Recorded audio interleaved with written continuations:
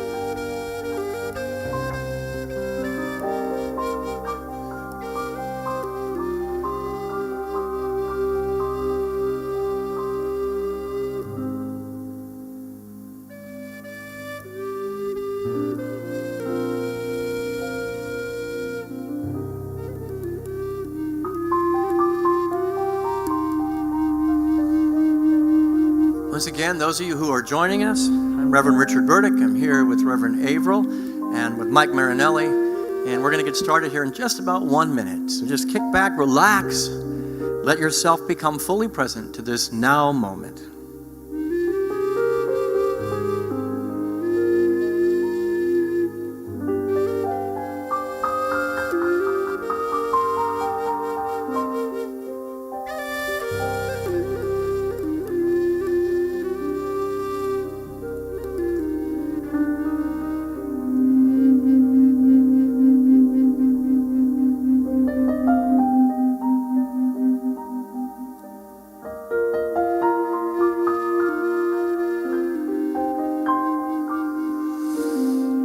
Welcome, everyone. I am Reverend Richard Burdick. I'm here with Reverend Avril, Mike Marinelli, and we're delighted to welcome you into this space. Whether you be here for the very first time or you've been here forever, we welcome you through the airwaves into our heart, into the sanctuary of our consciousness, and into this beautiful, magnificent day.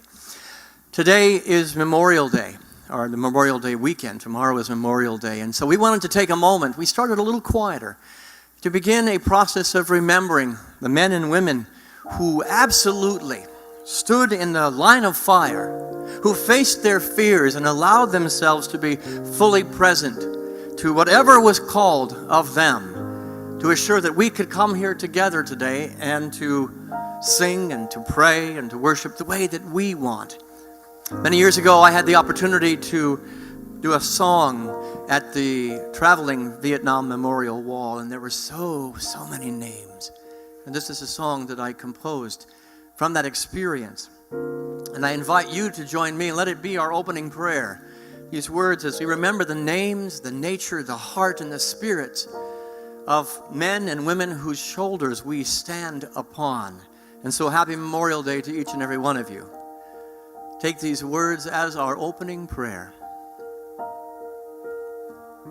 Names, so many names of fallen heroes, fallen family, fallen friends. Names, so many names, we raise our voices to you once again. We won't forget your name. We won't forget your honor, won't forget your courage or the price. We won't forget your sacrifice. We will remember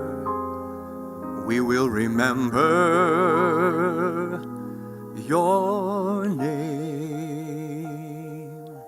I invite you to bring to heart and to mind into this moment the name of somebody very dear to you who served in the military. who served overseas and gave their life, who served in recognition and in support of freedom, religious freedom, freedom of speech, freedom of 1,000 things that we in this country only get to enjoy because those people stood for something higher and better. Hearts, so many hearts, our brothers and our sisters who stood tall. Hearts, so many hearts of those who gave their lives for freedom's call. We won't forget your name. We won't forget your honor. Won't forget the courage or the price. We won't forget your sacrifice. We'll remember. We will remember your name. Sit for just a moment and let these candles represent the light of those who have gone before us and whose shoulders we stand upon today.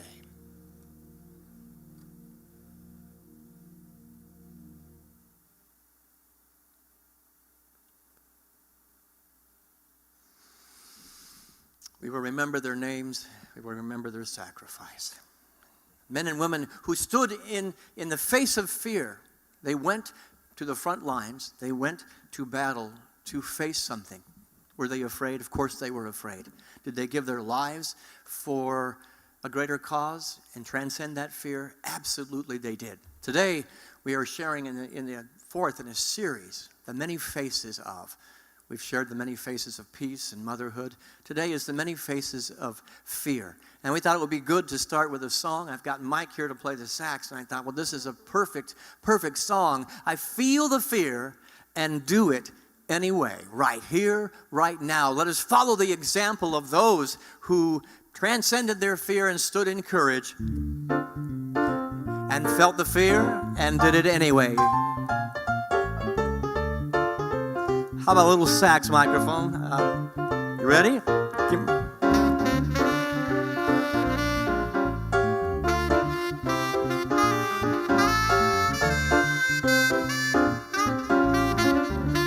This is your part, everybody out there. I feel the fear and do it anyway. I feel the fear and do it anyway. Let's hear it again. I feel the fear and do it anyway. I feel the fear and do it anyway. Here's the tough part. Right here,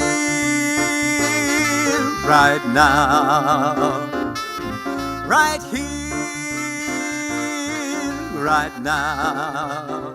Let's try it again. I feel the fear and do it anyway. I feel the fear and do it anyway. I feel the fear and do it anyway. I feel the fear and do it anyway. Right here, right now. Right here, right now. Okay, Mike, take it.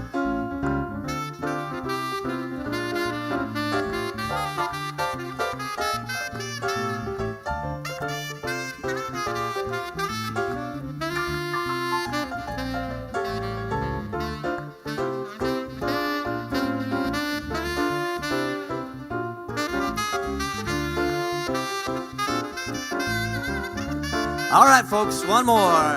I feel the fear and do it anyway. I feel the fear and do it anyway.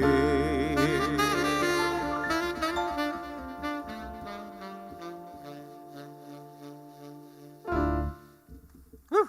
So So we're going to feel our fears. We're going to face our fears today. We're going to come to the edge of whatever is calling for expression, and we're not going to push it away or repress it. We're going to allow it to be, and to know that there is great good on the other side of that. Avril, welcome. I am glad that you are here today. I am glad that I am here today. Are you facing any fears today? Oh, absolutely, every day. Yeah, any particular that you want to share? Bare your guts online? Sure, I'm getting married in 6 days. It's exciting. We began the planning for that little ceremony for next Saturday. Yeah. And it's really fun to be in the energy of two people in love, isn't it? I think so, and it's terrifying and wonderful at the same time. It's amazing you can have that dichotomy. You know, I think I saw more fear on John's face than on yours about getting married. He's more introverted than I am, but I wouldn't say he was more fearful than I am. I think I just express more outwardly than he does. There you go. So expressing things outwardly and inwardly. We're going to talk about that today.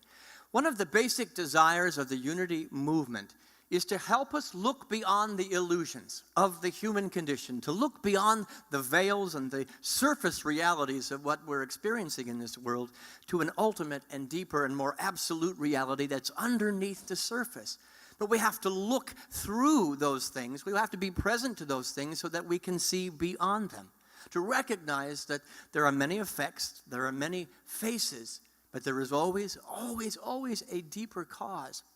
We want to get to that place of the deeper cause always. And that means being okay with whatever is up in the field so that we can move to it. Michael and Avril are going to comment as we go, so just feel free to interrupt me. This is the church where it's okay to interrupt the minister at any moment. But we recognize that there are lots of effects in this world. We have celebrated those effects with our series, the many faces of peace, the many ways that peace shows up. The many faces of motherhood. We did that on Mother's Day. The many faces of change. One idea, but it has many expressions. Today, we're going to deal a little bit with a little more difficult subject, and that is, as we've mentioned, fear. The many faces of fear. So it's a little bit out of the box for your typical Unity church, but we're going to go a little bit to the dark side today. A little bit to just recognizing that those shadow things that maybe have been repressed or pushed down might have value if we can explore them. You see, if we are to live and to know the truth of our reality underneath the effects of the human world, we can't just do that for the easy things. We can't just do it for that which feels good. Sometimes the uncomfortableness is a portal leading us to a greater awareness. We must be willing to have compassion for each other, that even underneath less than ideal emotions, that underneath even less than ideal behaviors is a cause that allows us to meet people and circumstances at the level of our heart and not just our judgments. Some of these things that we're going to talk about today, boy, we can judge them, we can call them out, and we can look at other people and say bad, wrong, terrible, evil. But if we are willing to sit with what is up in the field and to dig beneath the surface, we can see that probably fear is somewhere underneath it. That fear is right there in the middle of it. And then we keep exploring that fear and we get to love. There are those on the spiritual path that say there's only two emotions in this world, love or fear.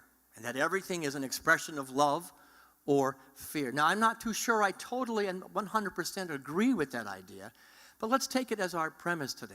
And if it is so, there are so many disguises to love, many expressions to love, but there's also many disguises and masks and expressions of the energy of fear.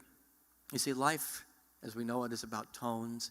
It's about shapes and varied manifestations and shades of a single energy.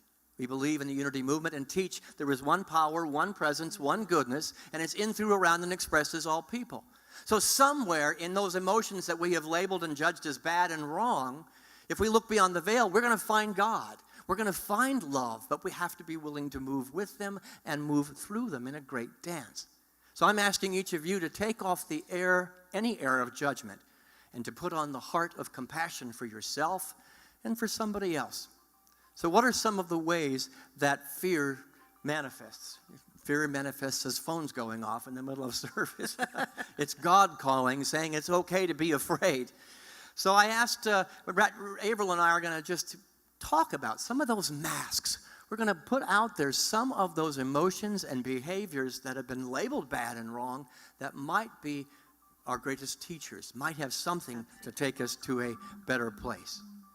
Anger, Judgment, jealousy, hatred, perfectionism, control, apathy, anxiety, shame, guilt, rudeness, aggression, arrogance, people-pleasing, avoidance, denial, envy, inaction, sabotage, resistance, procrastination, workaholism, rejection, stagnation, boredom, stubbornness, hypersensitivity, defensiveness, withdrawal. etc., etc., etc., etc. Do you notice some of those even contrast each other? Like the idea of being avoidant and a workaholic, both being manifestations of fear, but them seeming like they're completely polar opposites. Yep. But really they're both coming from that same place of lack. There's not Everything- enough time. Yep. You know? Everything narrows. When you explore in the field of effects, you begin to narrow the field and realize that there is one source underneath it. It's still fear. It manifests different ways. And the workaholic can say the person who's stagnant is lazy and judge that person as lazy. Or that person who is lazy can judge the workaholic as controlling. And then judgment takes the field, judgment takes center stage, and we've missed that there might be a great call for love in the midst of that. But we see that people are afraid. And I think during this time of quarantine, I don't know about you guys, I have experienced that there's a lot of fear manifesting in different ways. A lot of us say, oh, I'm not afraid, I'm not afraid. But behaviors are showing up that are indicating that maybe at a deep place there's a great healing of fear that is calling for expression. And I think it's important to understand that fear is a primal response. It's a physiological reaction to uncertainty. And truly our happiness is proportional to how much uncertainty we can gracefully handle. Our bodies are responding to what's going on at a mental level. Our behaviors are effects of what's going on the inside. And can we be so okay with uncomfortableness that we can explore that which is up and then heal it? What would life be like if whatever behavior we happen to notice, either in the mirror or in our circle of friends and family, was an invitation to look deeper with compassionate eyes, the eyes of the Buddha, to see first that fear is underneath, and then to keep peeling that onion layer back, layer after layer, to see, wow, underneath the fear, narrowing the field is a call for love. So rather than suppressing feelings, we let them out to play as a means of understanding them, as a means of learning from them and transforming them, and thus healing them. Yes. What I find is that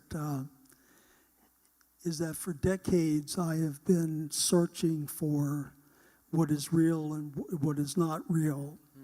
And so part of that journey has been to go into the subconscious mind and actually look and actually let everything come up. And as many of you know, I do a lot of meditation.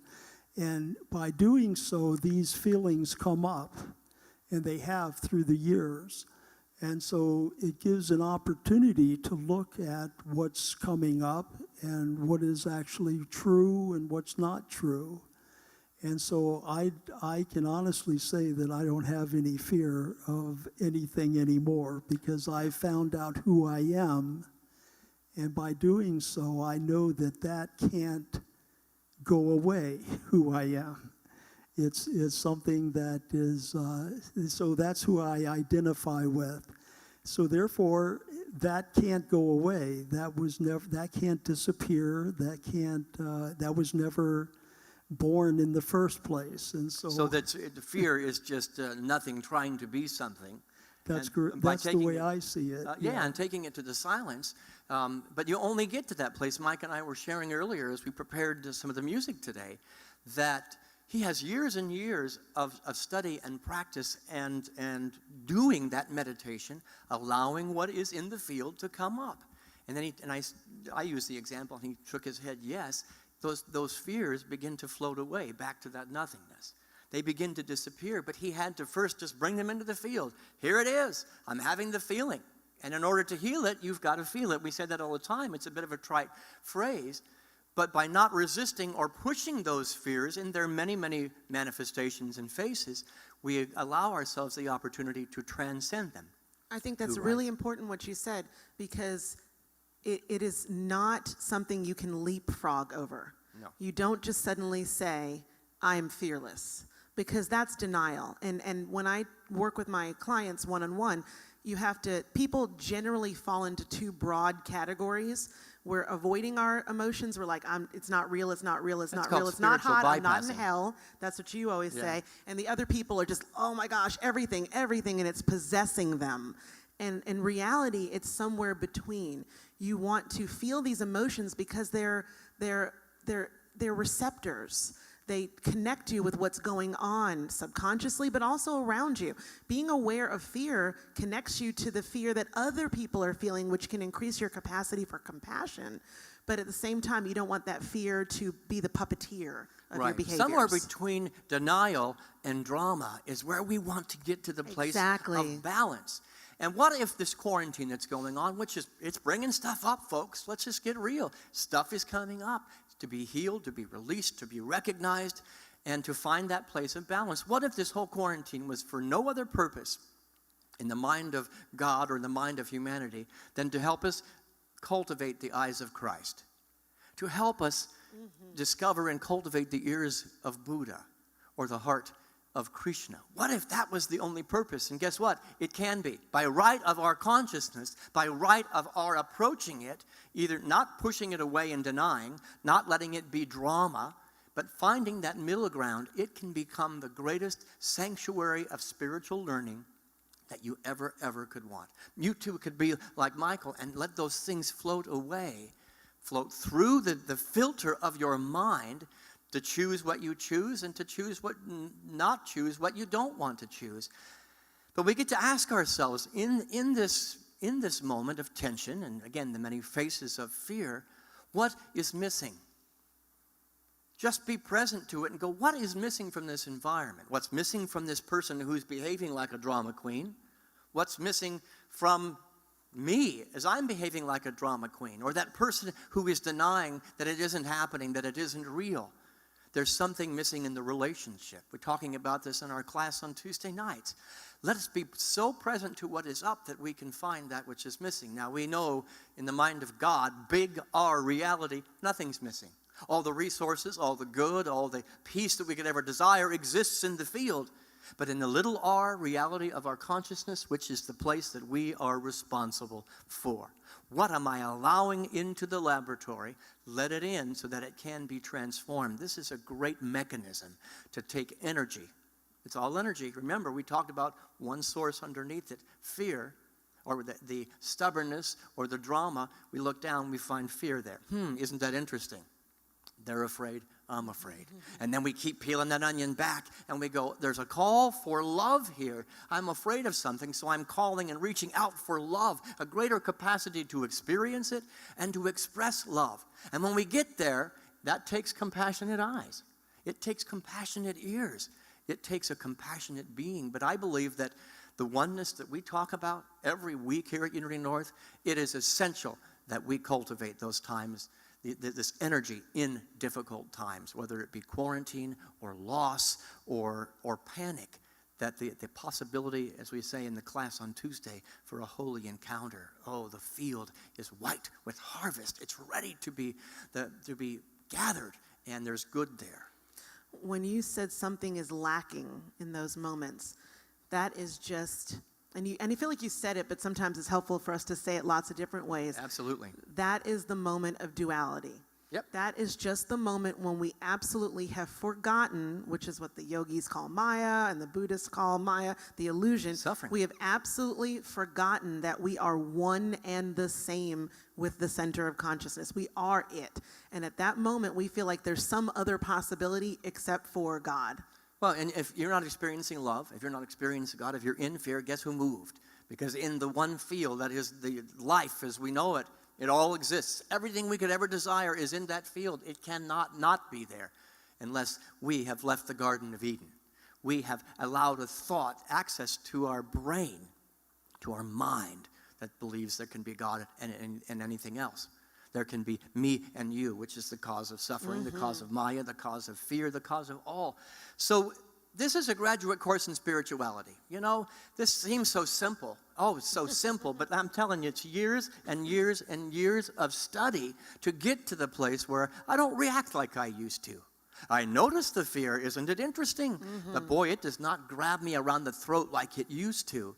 I can go, something is wanting my attention. You see, fear is going to show up in your body. Your body will tell you, pay attention. You've believed in a separation. You've believed in a duality. It's going to show up in your relationships. Nothing more than road signs saying, pay attention, Richard, pay attention. You have forgotten something. It's there, but in the little r reality, you have believed that you are separate from it.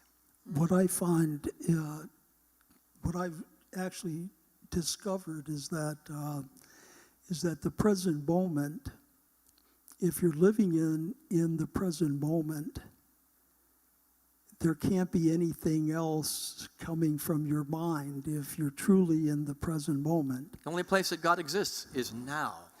And so in doing so, there isn't any fear because you have to actually create that fear in some way by your thoughts or by your beliefs or whatever. And so when I say that the present moment doesn't have any fear, it only has fear when there is fear, like a tiger's attacking you. Then there's fear, you know. Well, some of the fears that we have are absolutely necessary basic survival techniques. I'm here today because I had something within my body and mind that said, don't go slap the tiger. Don't go jump off the cliff. Be mindful and aware. Just don't let that energy control you. So I want to be real clear. Sometimes survival depends on us having that fear. Fear is not a bad thing. We're not making fear the enemy. We're making it the teacher. Fear is telling me to pay attention. But lots of times that which is coming up in the field as fear is just a learned reflex. From generations. You yes. are alive as a human right now because you had ancestors who got out of the way of a war or a saber-toothed tiger or something like that. So that is in our physicality at a certain level.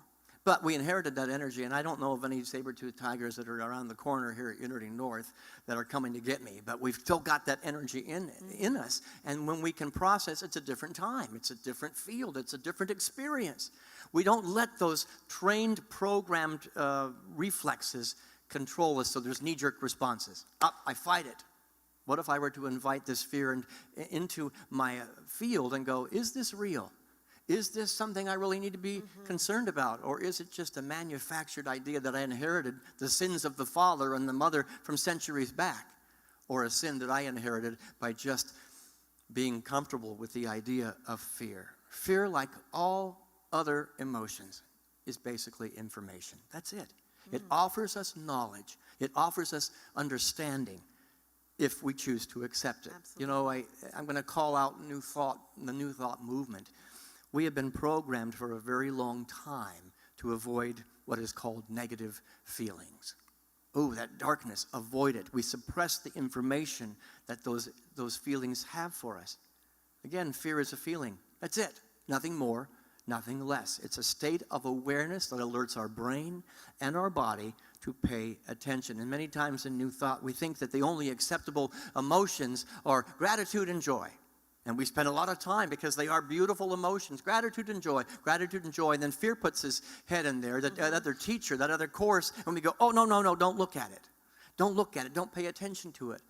But I believe if we're on an evolutionary path, a growing path, an expansive spiritual awakening, we have to not confront. Confront's the not right word.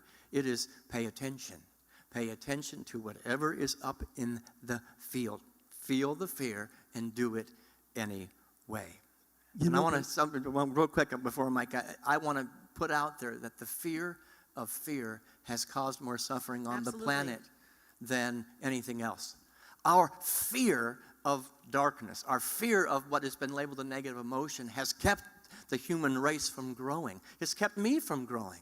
And when I brought it in, hug the monster. I often say, hug the monster. That which I've labeled as bad and wrong, hug it.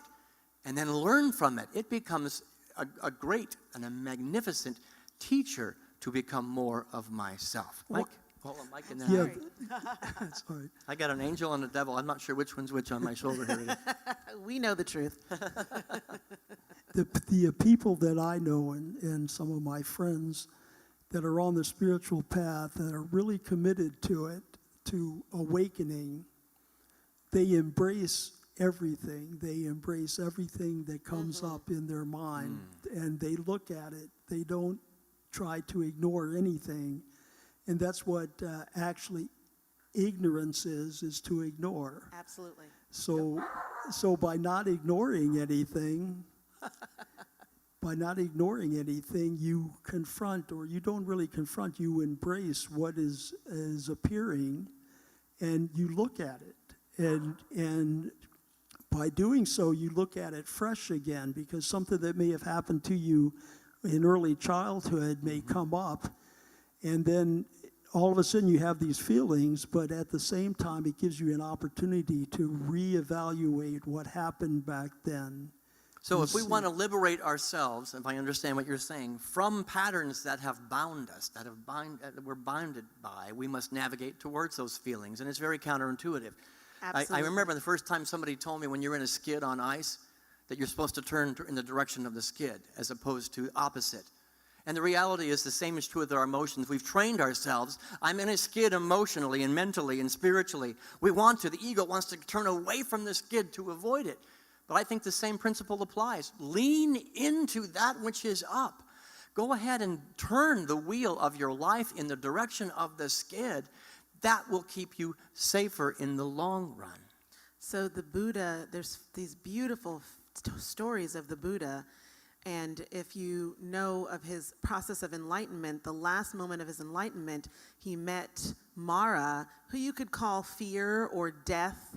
Any kind of form of duality is embodied in this being Mara. And he told him, you have no more power, illusion maker. But later on, very much like Jesus, who said, "Get thee behind me, you have no power, Satan." It is the same story. Yep. So later on, the Buddha frequently invites Mara to tea at his home and sits down with this embodiment of everything that we say he represents, the antithesis, but it's not, because there's only one, and has tea with him. Because how can you deal with this by shutting the door on it and sticking your head in the sand? But I always love the image of, it'd be like Jesus sitting down with Satan and having tea. Unity says clearly that what we resist persists. What you're resisting and pushing against, you're giving power to it, it's going to persist. Invite whatever it is, or whoever it is, to tea. Now, does that mean you invite an abuser into your field? No. No. But you invite in that which is in the mind that is keeping you separate from finding the place of compassion for that person. The fear, the behavior of the abuser, underneath it is a great deal of fear. And I never give up. Pay unto Caesar. I say this all the time. Pay unto Caesar what is Caesar's. The abuser will be absolutely punished. But I will never punish myself by giving up my ability to have compassion. There was a prisoner of war at one time who was released after many, many, many years of being a prisoner. And they asked him if he was afraid. And he said, I was deathly afraid. Not that I was going to die. Not that I would be imprisoned the rest of my life. I was afraid that I would lose the heart of compassion for my captors. And I think that becomes the key to unlock the prison door. The heart of compassion for whatever has held me captive. Invite it to tea. Be with it. Release it.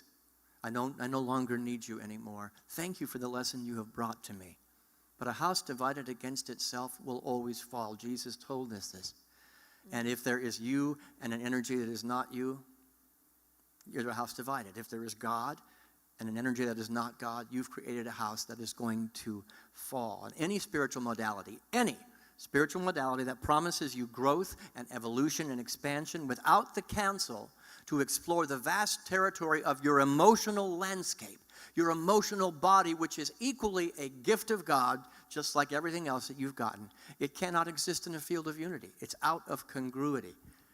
And so I'm offering an idea, and I know that my two colleagues here will love this idea. 15 minutes. All I'm asking for is 15 minutes every single day to just be in your skin. 15 minutes to be in your emotional body.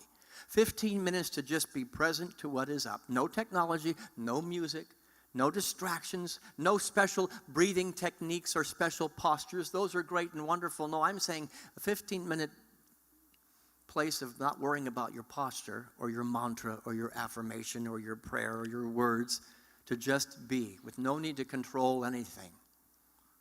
Inviting whatever comes up to tea. No need to fix, to shift, or to avoid. And do that every single day for 1 month. I would like to invite anyone that would like to do that to attend my meditation at 7:15 in the morning. Nobody says a word. It's completely silent for 40 minutes. And nobody says anything at the end either. Nobody really has anything to say afterwards. But anyhow, you can come for only 15 minutes. Just come and sit and be yourself. There are opportunities. Avril's got meditation groups and I going. sit with Mike. Yeah. I'm in Mike's meditation. Mike's meditation. There's 100 ways to plug into that. My I'm meditation. saying, find the one. And if you're telling yourself, and now this is my challenge. I'm a little less kind than they are with this. If you're telling yourself that I don't have the time to give 15 minutes of my life every day to just be, I'm suggesting that it's just another manifestation of fear, that you are afraid of what you might discover in the silence. That you have let fear dominate. And so the fear of fear is absolutely controlling your life. Invite it to tea. So, fear is a multidimensional creature. We've already talked about the many facets of fear, but it therefore requires a multidimensional response. As many faces as there are to fear, there are an equal and greater number of ways to approach fear. You see, meditation is absolutely one really effective way of processing that. But not everybody's going to do it that way. I'm saying your 15 minutes will be the way that you decide to answer it, to heal it, to transform it. And so, as extensive as there are faces to fear, there are remedies. And so, Avril and I are going to read some of those remedies, some of those antidotes that also have many faces. But your way is your way. Prayer, meditation, silence. Sing. Dance. Study. Dialogue. Share. Listen to music. Create art. Enjoy art. Get counseling. Therapy. Play. Laughter. Reading. Writing. Exercise. Service. Be in nature. Be with a friend. Worship. Clean. Help. Organize. Forgive. Visualize. Vision. Empty. Release. Risk. Challenge. Go somewhere new. Go somewhere old with brand new eyes. Trying something out of the ordinary. Plant a tree. Plant a flower. Have sex. Redecorate. Play a game with a child. Or sit at the foot of an elder. Listen more. Talk it out. Stand in the sun. Stand in the rain. Sweat it out. Wade in the water. Climb to the top of a mountain. Think outside the box. Call someone. Build something. Wear different clothes. Praise the one thing that isn't working right now. Or praise the 1,000 things that are working right now. Laugh at yourself. Find humor where nobody else finds it. Get a coach. Be a coach. Ask yourself, what if? Ask yourself when. Explore who you really are. And be open to being completely and totally wrong. Live in the energy of what's the best that can happen. Or even the energy of what's the worst thing that can happen. And realize that you're the same person whichever way it goes. Hold space for someone else. Ask someone to hold space for you. Find partners in believing and explore emotions together. Tell someone you appreciate them. Tell someone you love them. Tell someone that they are okay. Pause before speaking. Pause before acting. Breathe more. Sorry, I got stuck. Let them, I lost you. Tell yourself daily that you're okay, that you're amazing. And allow yourself to make a complete fool of yourself on the internet. Oh, that sounds like the voice of experience to me. So I don't know if we're on the same page. Give something away. Laugh at disagreements. Enjoy the feeling of loving someone despite their behavior. Oh, the eyes of the Christ, the heart of the Buddha, the ears of Krishna. Enjoy the feeling of loving yourself every time you screw up. Etc., etc., etc. Etc., etc. It's a long list, a little bit of a tedious list. You know, we say often, there are many paths to the one God. And there are those that say, well, that means Christian, Buddhist, Hindu, Jew, Muslim. There are as many paths as there are people on the planet. There are as many modalities and antidotes and remedies to fear as there are fears themselves. In fact, there's a lot more, as you can see. But we never get to that. We never get to that unless we invite it to tea.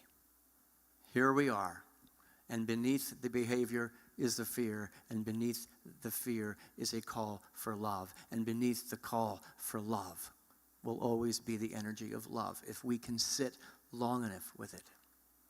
You know, it's important to recognize that spirituality absolutely requires consistency.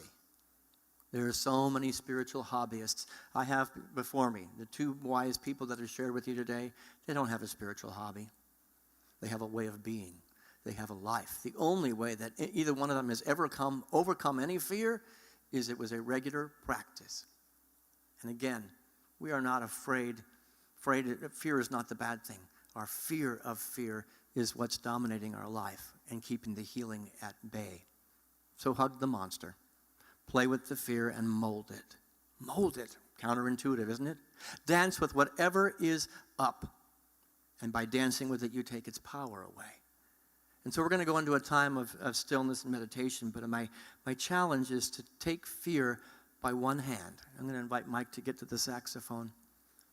To take fear by one hand and to take God by the other hand and exchange energy and dance. Ring around the rosy. Maybe you're all going to fall down. All exhausted in that dance, you will fall to the ground like a great phoenix. And that which once was fear consuming your life is reduced to ashes.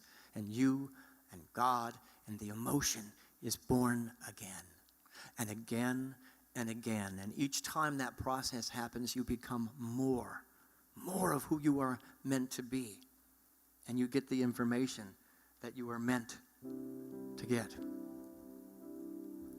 We're going to take into a time of reflection. There'll be a poem here, a song, some silence, and some truth. Let this be your 15 minutes of being with whatever is up in your field right now. This song is called God Is. Underneath all the layers and faces and effects is a cause, a root cause. It is God as your all in all. We're going to let the saxophone take us there.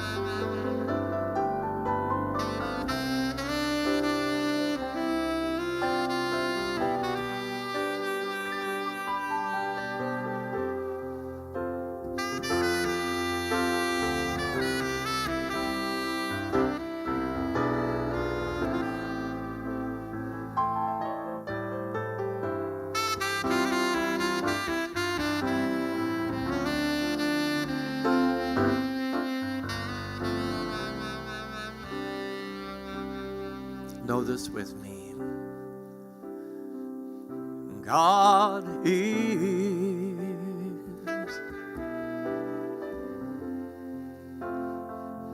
my protection. Oh, God is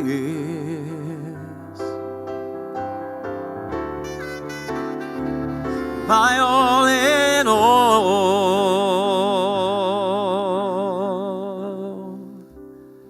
God is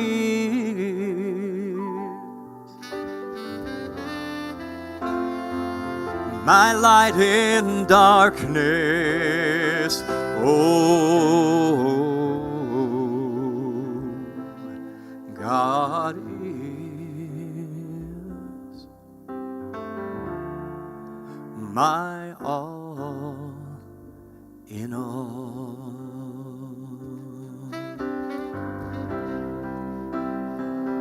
God is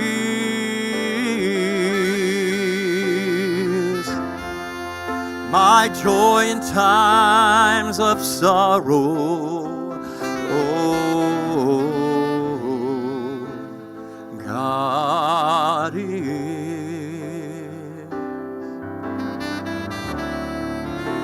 my all in all.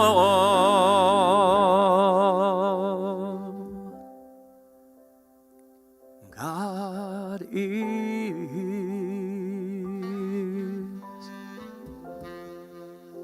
today and tomorrow. Oh, God is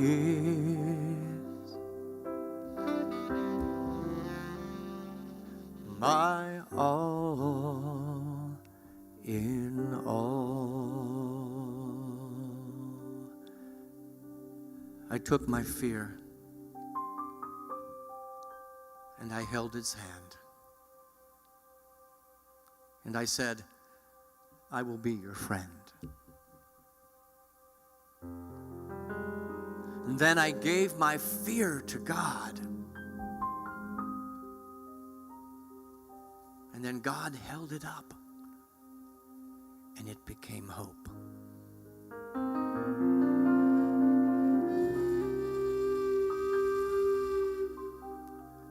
And God danced with those fears. And they became confidence.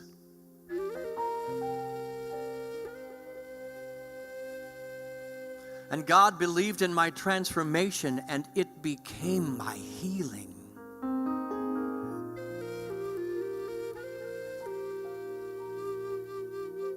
And God taught those fears how to pray, and they became courage.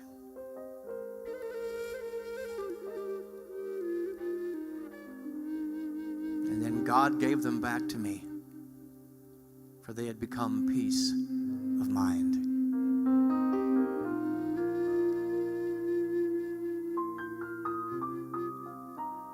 I took my fears and I held them close. And I said, I am more than this. And then I released them all to God. And God held them up. And they became understanding. They became compassion.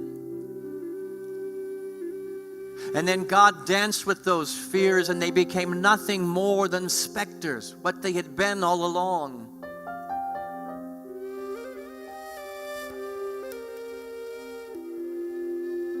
And then God believed in me and my transformation. And I found strength.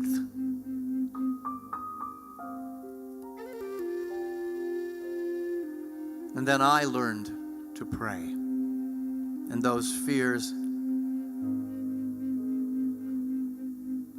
that I had fought and resisted for so long became the only thing that matters in my life. Fear became love.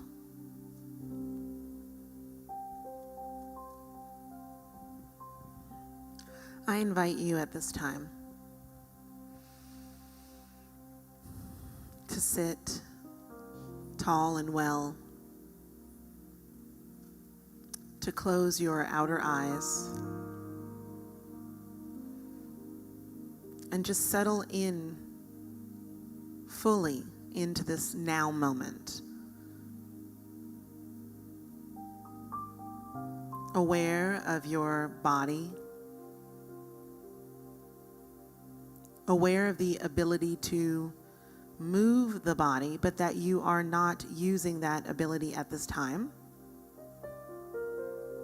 Allowing yourself to fully transition into stillness. Stillness outside and inside. And as you let the body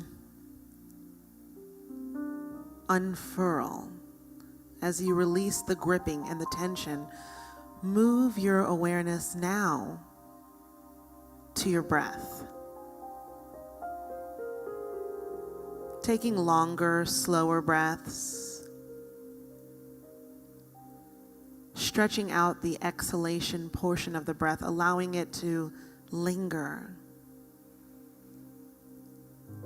As one breath, like liquid, dissolves into the next.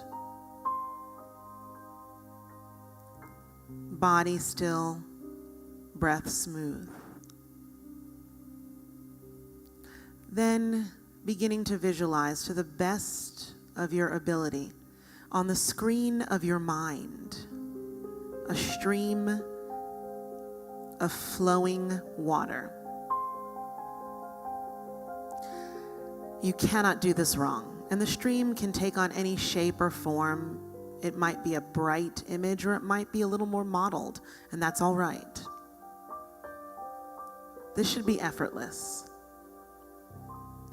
On the surface of the stream, there are leaves. The leaves might be any shape or color. Place whatever is in the field of mind indiscriminately, without judgment, on a leaf, and let it flow across the stream.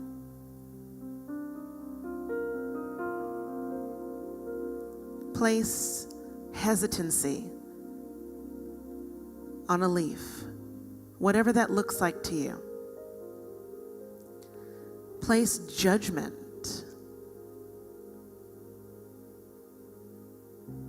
Place anticipation.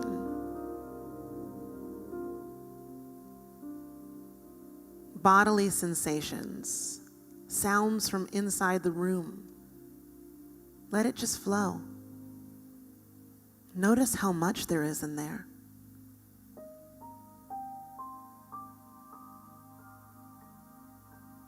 Then begin to notice the spaces between the leaves, the stream, the silence that is neither our fears or our anticipations. It is the substratum. It is the space. It is the center. Go into that space. And for a few moments, let all the rest flow and remain in the space.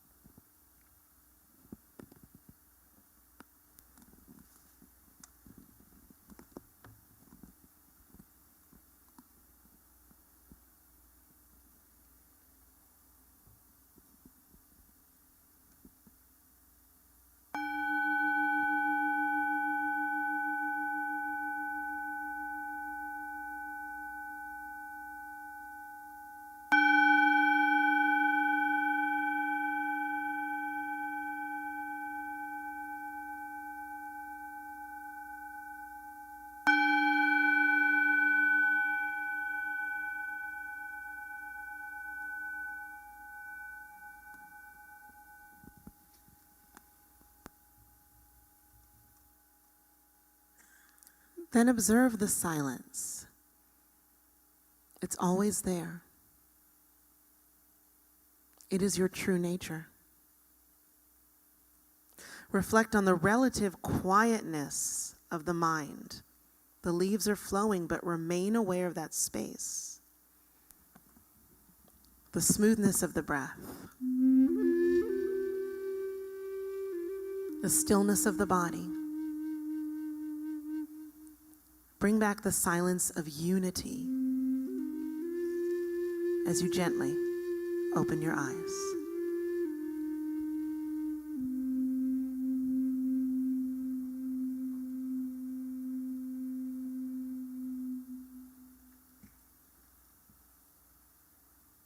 God is your all in all. God is the river that can carry any leaf that might be causing you any kind of energy that is unlike your divine essence. It has kept you from the compassionate eyes of Christ, or the compassionate ears of Buddha, or the compassionate heart of Krishna. Be with the leaves. Dance with the river. Dance with the presence of God. And thus heal all of it.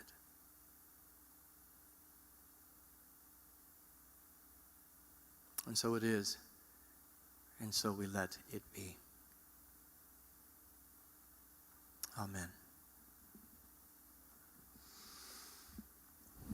Thank you, Avril. Thank you, Mike. I want to let you know that we're going to conclude here in just a minute. We have a song and just a couple of things and an offering we're going to take. But I want to let you know that one of our chaplains, Lorelei Robbins, is going to be with us right following the service. We'll give you a chance to go get some water. And we're going to hold sacred prayer. Avril and Lorelei and myself will be holding prayer. And so on Facebook, if you're there, you have a prayer request, begin to put that in, and we'll be looking at the Facebook requests, and we'll be holding that sacred space for you.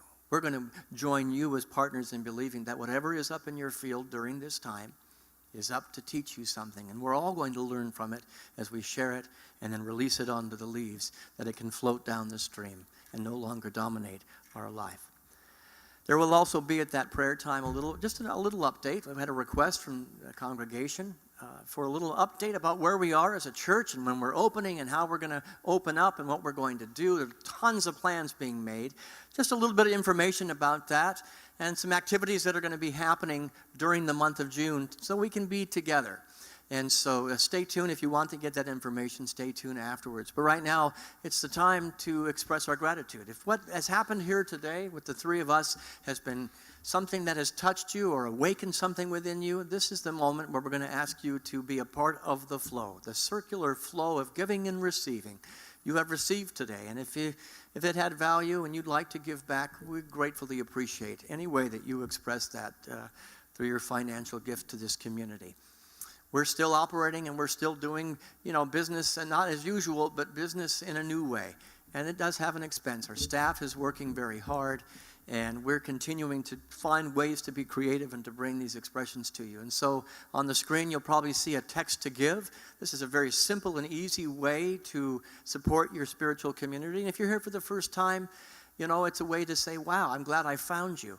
Either text to give, or Facebook has a way to make a donation, or we are here during the week collecting checks. If you want to send them in, your generosity is greatly received and appreciated. And so whatever method you have, I want to say thank you. Thank you, Infinite Source, doing business as the person who offers that gratitude. And thanks to each and every one of you for making sure that we are on solid ground through this interesting time. So as you're taking a moment to do that, I was looking for a song that I wanted to just have some fun with. And no matter what has been shared here today, the many paths to God, your truth will be your truth.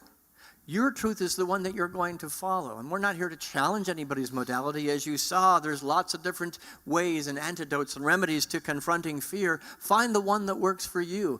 We celebrate here at Unity North that your truth is your truth is your truth. Plain and simple.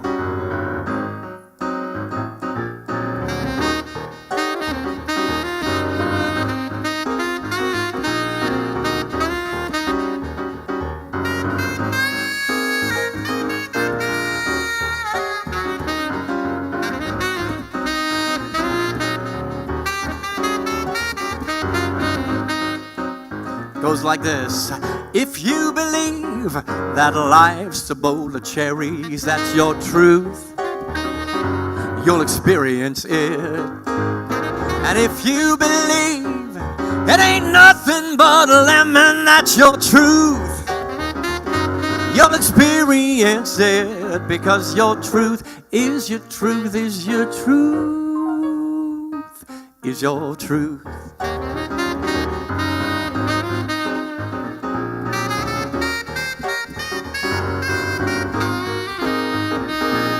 Now if you believe that life is full of plenty, that's your truth, you'll experience it. And if you believe that God runs on empty, that's your truth, you'll experience it, because your truth is your truth, is your truth, is your truth.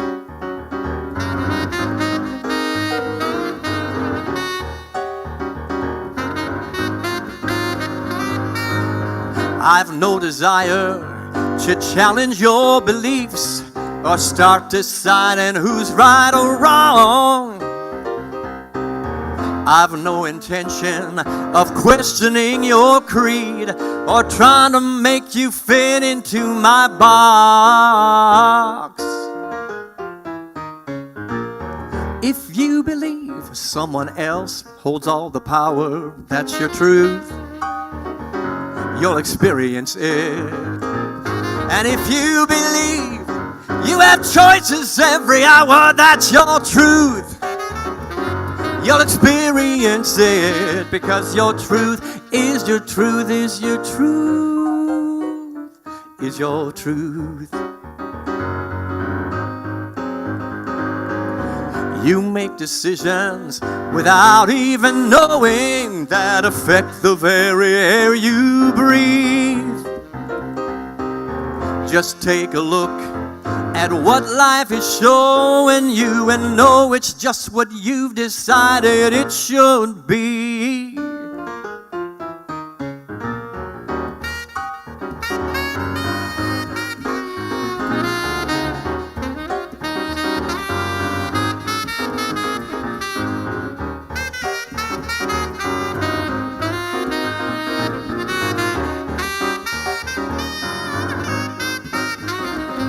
Now sometimes life can get out of balance and you feel like you've been knocked out cold. Now don't complain or start pointing fingers. Get back on your feet, use your mind and take control. Go, truth is your truth, is your truth. Let your truth be your truth, be your truth. Let your truth be your truth, be your truth. Let your truth be your truth, be your truth. Let your truth be your truth, be your truth. Let your truth be your truth, be your truth.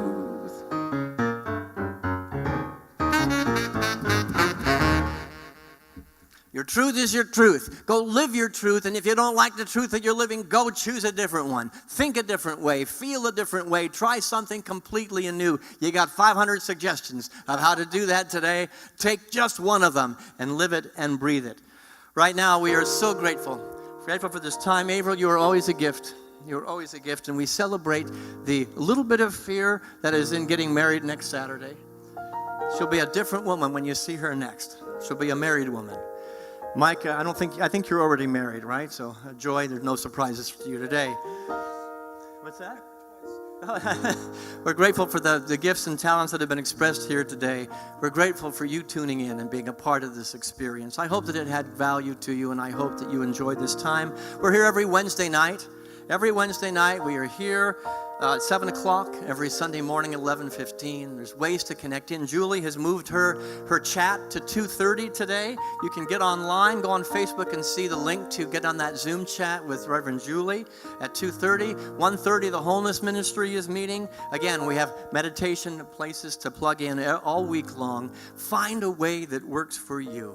and know that it is of great value because we belong to each other. You belong to us, we belong to you in this great tapestry of life expressed. And one fear at a time, one prayer at a time, one thought at a time, we're all raising the water in the harbor for everybody. Thanks again for being here. We thank you for the love you give to us and the love that we give to you. And I thank you, yes, I thank you for the love you give to me. And I thank you, yes, I thank you for the love you let me be.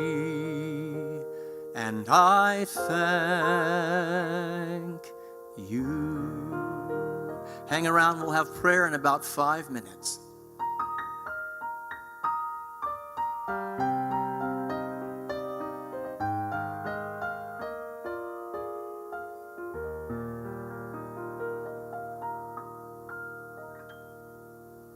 Go get yourself a cup of water. We'll be right back.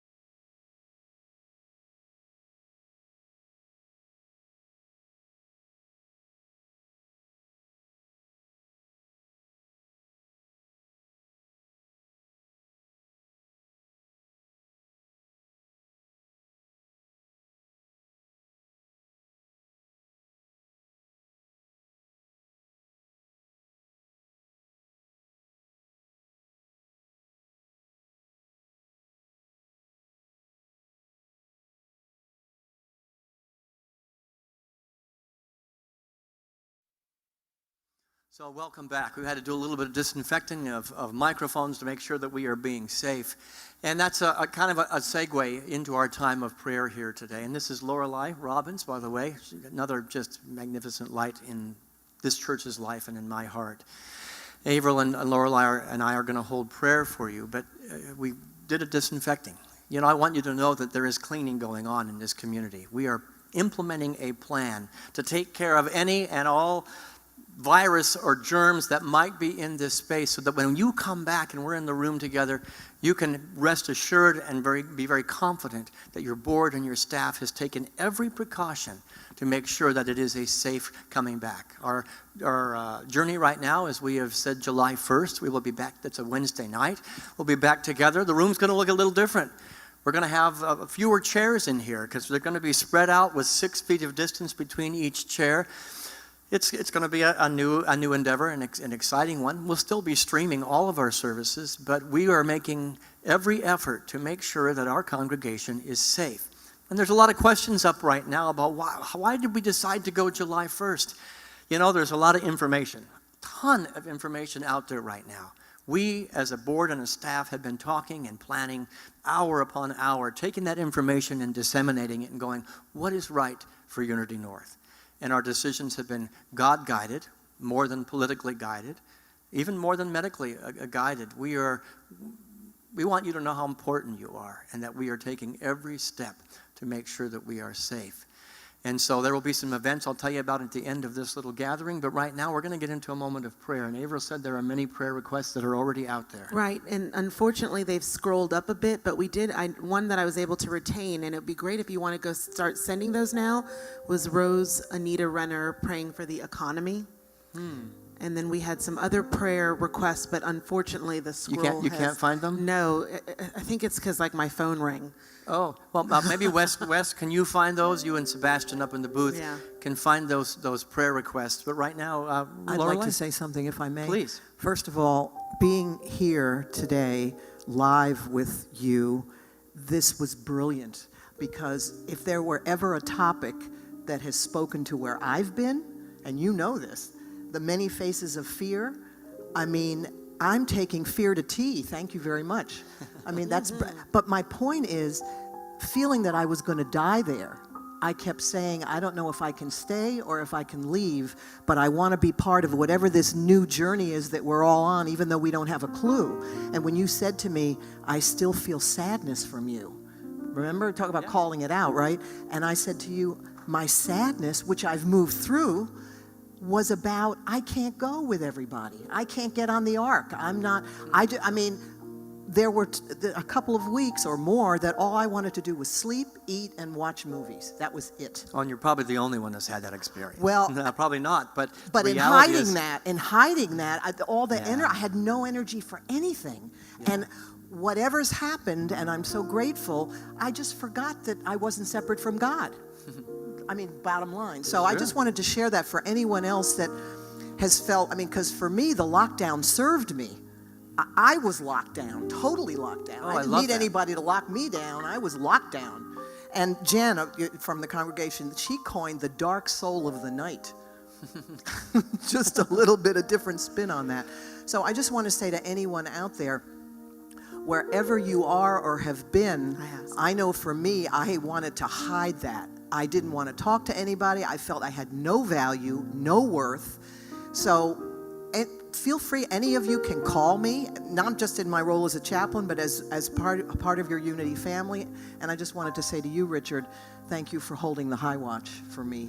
And likewise, you can reach out to me as well. You know, if we're connected through Unity North, send me a Facebook message. You might just need some bolstering. We are here to support you, and we have some prayers. Good. Julie's sending me some. This technology is wonderful. That's great. But Gabby Byer is praying for Lee. Well, I tell you what, we got Rose. Let's catch Rose, and then we'll go back to the top. So I won't forget you. We'll get to you. Just all be patient. And I want you to know that it is not intentional if we happen to miss one. But what's happening is these are being disseminated throughout the week. So if we happen to miss you, it doesn't mean you're not being prayed for. The chaplains, the ministers, they're holding this, and we're putting them in that prayer box, and we're holding sacred space. Okay. So would you like to take Rose's prayer, anybody? Yes, Rose, I would love to. Rose, dear Rose, our sister and friend, your fear and your hopes for the economy are the epitome of the compassion we spoke about. They're our hopes and fears as well.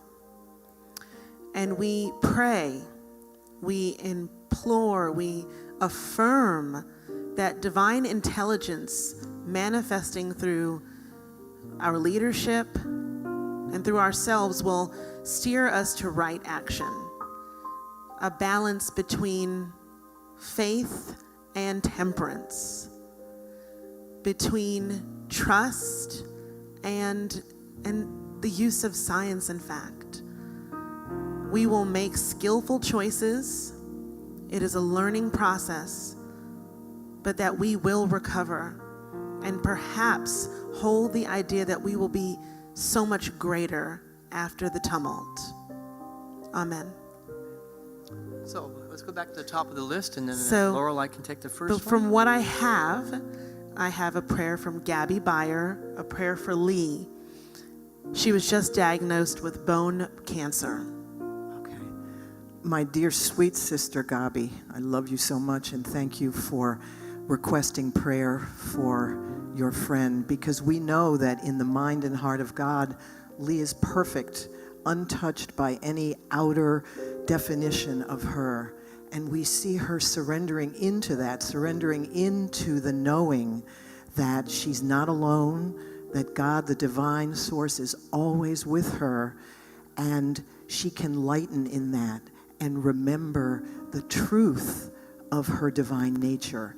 This is an outpicturing. Yes, it's scary, but we hold her in perfection, knowing that she is blessed by the grace of the divine, and we hold that for her in our body, mind, and soul. Thank you, Mother, Father, God.